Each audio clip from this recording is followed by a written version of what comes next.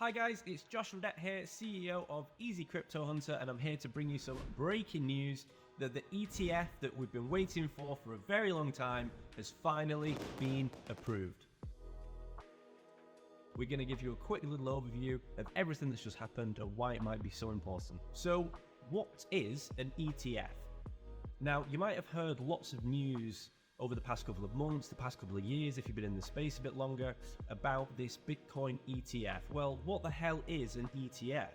An ETF simply is an exchange traded fund.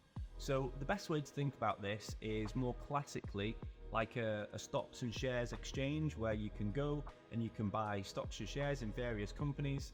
Similarly, in the crypto world, how we might have Binance and KuCoin and all the various exchanges. Obviously, you've got the Nasdaq and you've got the London Stock Exchange and all the big global exchanges where this trade happens. And what's so important here is that for years and years and years, Bitcoin has not had one of these regulated funds, but now everything has got the green light and things are going to change. People often ask, why do we even need an ETF, Josh? We've been in Bitcoin many, many years now. The market's been moving very nicely over time. What's so important about this? Well, the fundamental difference here is that historically, up until before today, legal regulated funds could not invest in Bitcoin because it was not a regulated official asset. So the pensions, hedge funds, all these various big financial institutions were only able to access Bitcoin in very, very limited ways.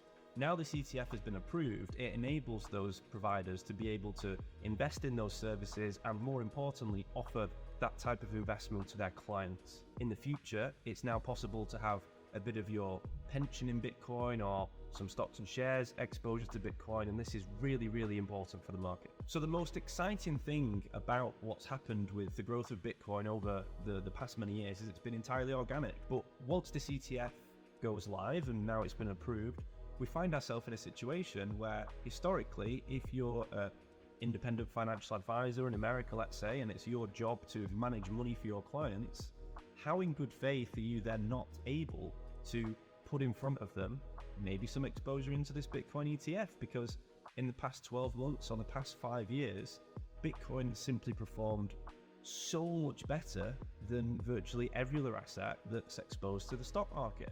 What's kind of really interesting here is if you imagine the hundreds of thousands of international or independent financial advisors that exist, kind of without realizing it, Bitcoin overnight has gained hundreds of thousands of people in a direct sales team, which is kind of crazy when you think about the implications that might have for the global demand and subsequently price of Bitcoin. So then the big question is, what the hell does this mean for the price? Well, of course, ultimately, I don't have a crystal ball. I certainly wish I did.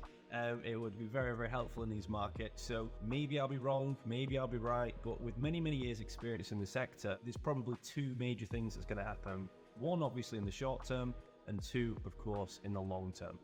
So firstly, in the short term, what are the implications going to be? Well, I appreciate it's a little bit of a cop-out answer, but it's fair to expect a lot of volatility. Either the Bitcoin ETF that's now been approved is going to make the price go ballistic very quickly, or ultimately you could take the contrarian view that now these big institutional bodies have access to buy this type of asset. Maybe they, or the powers that be, want to force the price down in order to be able to gobble up more of that asset at a cheaper price. It's reasonable to assume over the next 24 hours, 72 hours, the next week or month, the price is going to be very volatile in either direction. And honestly, it's a bit of a 50-50 as to which way it's going to go at this point. However, that does not change what the most exciting thing is, which is the medium to long-term implications. So the long-term implications of this is just huge, huge demand for Bitcoin. And more importantly, what's going to be constant demand as more financial advisors, more pension firms, more investment entities take exposure to this asset, which historically now for the past 15 years has performed so much better and so much more strongly than any other asset in its class. Ultimately, those fund managers have a responsibility to provide the best type of returns they can. So even if people don't choose Bitcoin, it's now going to be something that is discussed, publicized, is regulated, is investable, and the demand is going to continue to increase as more and more people that traditionally were scared of Bitcoin or it's not regulated, it's a bit scary. All of these fears start to dissipate now as it becomes a real thing for the powers that be. So over the long term, demand is going to be very, very strong.